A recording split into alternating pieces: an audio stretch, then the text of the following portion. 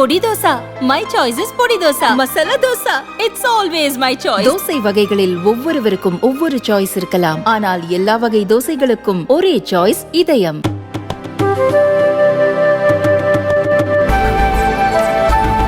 அருமை சகோதர சகோதரிகளே, 2010 பாட்டாளி மக்கள் கட்சி ஒரு கொள்கை முடிவோடு எந்த இடைத்தேர்தலும் கூட நாங்கள் போட்டியிட மாட்டோம் என்கின்ற கொள்கை முடிவெடுத்திருந்தார்.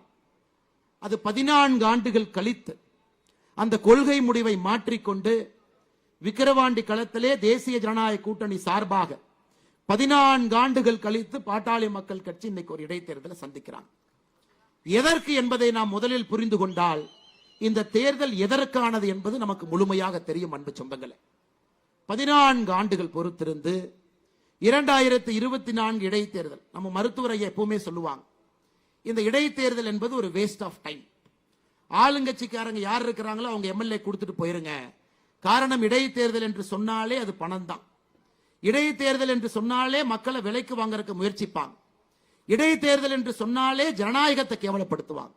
அதனால் இடைத்தேர்தலில் போட்டியிடாமல் இருப்பது நல்லதுன்னு மருத்துவர் ஐயா சொன்னாங்க.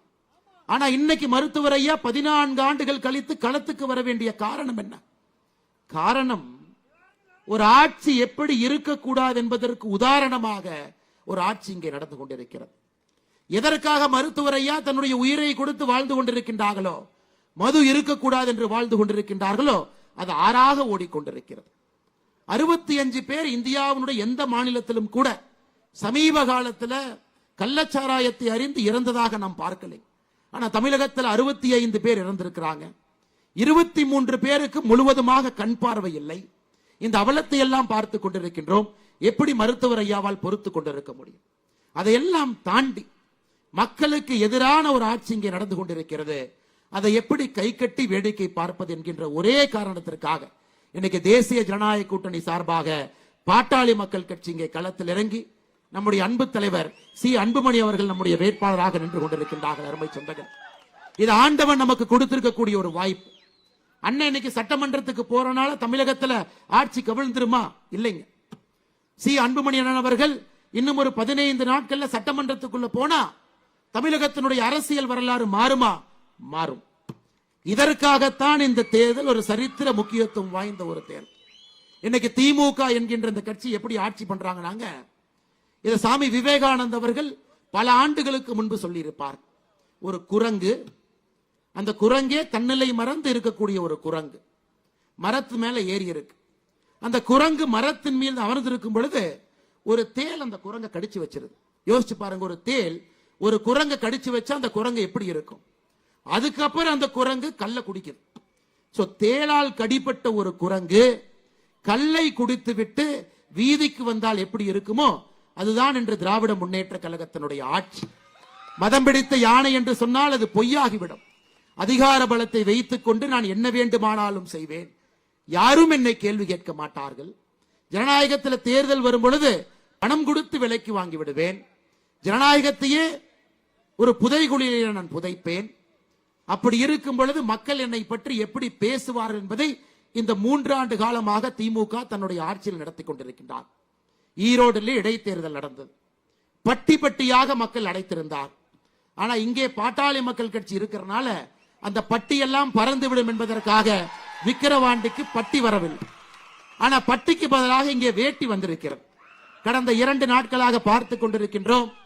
3 வருட காலமாக ஆட்சியில் இருக்கக்கூடிய ஸ்டாலின் அவர்களுக்கு தன்னுடைய ஆட்சியின் மீது அவருக்கே நம்பிக்கை இல்லை. நான் வேலை செஞ்சிருக்கிறேன், நாங்க இந்த இடைத்தேர்தலில் யாரும் வந்து ஓட்டு கூட கேட்க மாட்டோம், நீங்க திமுக ஓட்டு போடுங்கன்னு அவர் சொல்லி இருந்தால் நாம் அவரை பாராட்டி இருக்கலாம். அதை விட்டு விட்டு வீதி வீதிக்கு ஒரு அமைச்சர், அந்த அமைச்சர் கூட சில அல்லக்கைக, அந்த அல்லக்கைகளோட வேட்டி, அவங்களோட பணப்பை, இதை வைத்துக் கொண்டு இந்த தேர்தலை விலைக்கு வாங்கி விடலாம் என்று விக்கிரவாண்டிகளை சுற்றி கொண்டிருக்கின்றார். அதற்கெல்லாம் பதிலடி கொடுப்பதற்காகத்தான் இந்த பிரம்மாண்டமான பொதுக்கூட்டம். மேடையிலே நம்முடைய தலைவர்கள் எல்லாம் அண்ணன் அன்புமணி அவர்களோடு கைகோர்த்து இங்கே நின்று கொண்டிருக்கின்றோம். அருமை சகோதர சகோதரிகள், தமிழகத்தினுடைய அரசியலை மாற்றக்கூடிய தேர்தல்.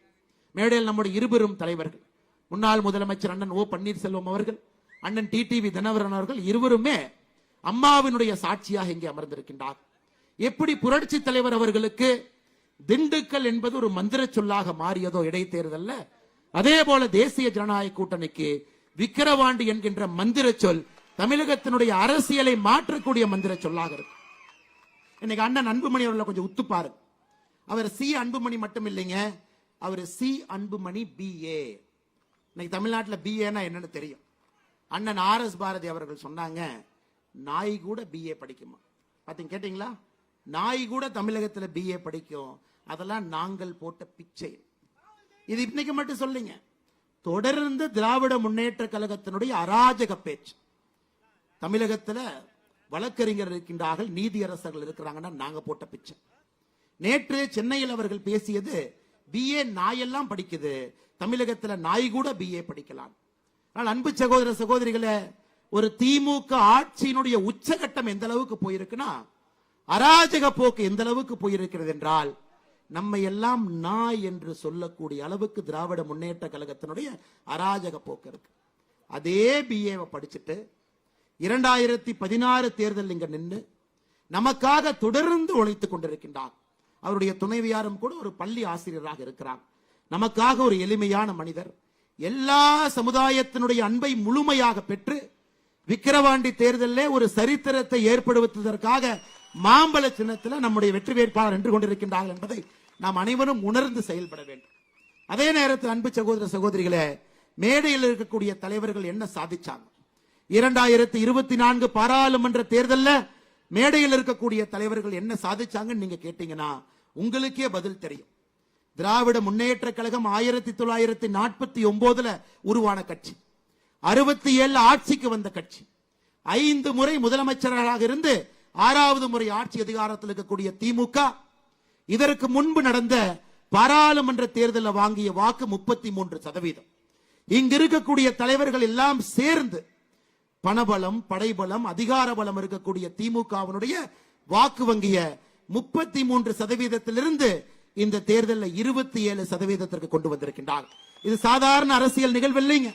அரசியலை உன்னிப்பாக கவனிக்கக்கூடிய எல்லோருக்கும் தெரியும், நம்முடைய வெற்றிக்கு கிடைத்திருக்கக்கூடிய முதல் வெற்றி மணி இது. 33%இருந்து 27% ஒரு ஆளும் கட்சியினுடைய 6% வாக்க இங்கு இருக்கக்கூடிய தலைவர்கள் எடுத்திருக்கின்றார். காங்கிரஸ் கட்சி 12% வாக்கு 2019 பெற்றிருந்தது. இன்னைக்கு 10%, கிட்டத்தட்ட 2% காங்கிரஸ் கட்சியினுடைய வாக்கு எடுத்திருக்கின்றார். நம்பிக்கையோடு நாம் நிற்க வேண்டும், அது ரொம்ப முக்கியம். இத்தனை காலமாக எல்லா முயற்சி சென்று பார்த்தாச்சு. ஐயா GK மூப்பனார் ஐயா அவர்கள் ஒரு மிக முக்கியமான ஒரு முயற்சி எடுத்தாங்க. தமிழகத்தில் ஒரு மாற்று அரசியலை கொண்டு வர வேண்டும் என்பதற்காக ஒரு பெரிய முயற்சி எடுத்தாங்க. அதன் பிறகு 2016 மாற்றம் முன்னேற்றம் என்கின்ற மிகப்பெரிய ஒரு முயற்சியை அண்ணன் டாக்டர் அன்புமணி ராமதாஸ் ஐயா அவர்கள் எடுத்தாங்க. ஒரு புதிய அலக்கணம், ஒரு அரசியலே ஒரு வித்தியாசமான ஒரு பார்வை. பேச்சை கேட்கும் பொழுது ஒரு இளைஞர் அரசியலுக்கு வந்தால் எப்படி இருக்கும் என்பது 2016 அவர் பேசிய பேச்சு. இன்னைக்கு 2024 மறுபடியும் இந்த தலைவர்கள் அனுபவம் இருக்குங்க, அனுபவம் இருக்கு. அதிகாரத்தில் அமர்ந்தவர்கள் இருக்கிறாங்களா? இருக்கிறாங்க. நேர்மையாக பணியாற்றல் இருக்கின்றார்களா? எல்லோரும் அமர்ந்திருக்கின்றார்கள். இளமையும் வீரியம் இருக்கா? இந்த கூட்டணியில் இருக்கு. ஒரு புதிய பார்வை இருக்குங்களா? இருக்கு. தமிழகத்திலே ஒரு மாற்று அரசியலை 2026 கொண்டு வந்து திமுகவினுடைய கோரப்பிடியிலிருந்து தமிழக மக்களை காப்பாற்ற வேண்டும் என்கின்ற வேகம், விவேகம் கலந்த ஒரு கூட்டணி மேடையில் இருக்கக்கூடிய தேசிய ஜனநாயக கூட்டணி.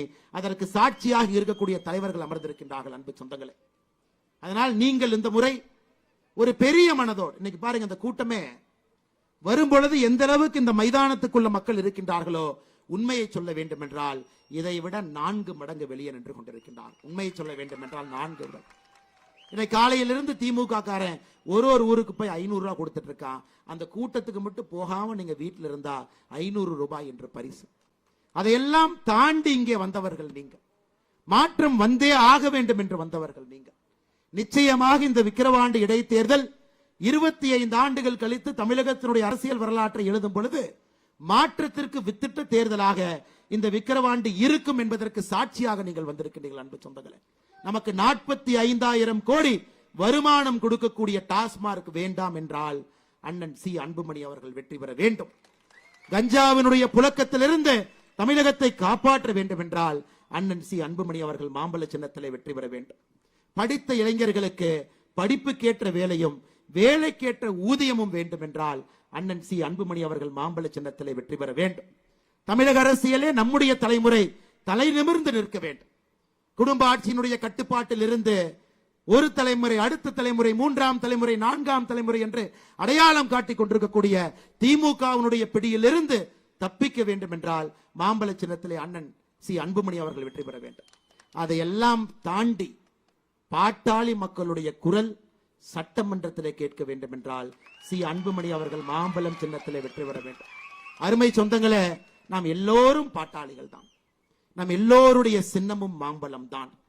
நாம் எல்லோரும் டாக்டர் ஐயாவுடைய புதல்வர்கள் தான். நாம் எல்லோரும் டாக்டர் ஜி.கே. மூப்பனார் ஐயாவுடைய புதல்வர்கள் தான். நாம் எல்லோரும் பாரத பிரதமர், உலகம் போற்றக்கூடிய தலைவர் நரேந்திர மோடி ஐயாவுடைய பாதையிலே பயணிக்கக்கூடிய தொண்டர்கள் தான். அன்பு சகோதர சகோதரிகளே, அற்புதமான வாய்ப்பு நம் கண் முன்னால் இருக்கிறது. அற்புதமான வாய்ப்பு. தேர்தலில் நிச்சயமாக வெற்றி பெற முடியும் என்கின்ற நம்பிக்கையில் என்று கொண்டிருக்கின்றோம். இன்னைக்கு புரட்சி தலைவி அம்மாவை பத்தி பேசினான். அடிக்கடி அவர்கள் பயன்படுத்தக்கூடிய வார்த்தை திமுக என்றால் தீய சக்தி என்கின்ற வார்த்தையை பயன்படுத்துவாங்க. ஆனால் புரட்சி தலைவி அம்மாவுடைய தொண்டர்கள் எப்படி தேசிய ஜனநாயக கூட்டணியுடைய வேட்பாளரை எப்படிங்க கைவிடுவாங்க? தீய சக்தியை ஒழித்து கட்ட வேண்டும் என்றால் உண்மை தொண்டர்கள் மாம்பழம் சின்னத்திற்கு அண்ணன் சி அன்புமணி அவர்களுக்கு தான் வாக்களிக்க போறாங்க. அதுல எந்த மாற்று கருத்தும் இல்லை அருமை சொந்தங்களே. அதனால் மறுபடியும் உங்களிடம் நான் வேண்டி விரும்பி கேட்டுக்கொள்கின்றேன். ஒரு அற்புதமான அரசியல் களத்திலே தேசிய ஜனநாயக கூட்டணி அற்புதமாக உருவாகின்று கொண்டிருக்கிறது. பாரத பிரதமர் நரேந்திர மோடி அவர்கள் சொன்னது போல தமிழகத்தில் தேசிய ஜனநாயக கூட்டணியினுடைய குடும்பம் பெரிய குடும்பம், பெரிய குடும்பம்.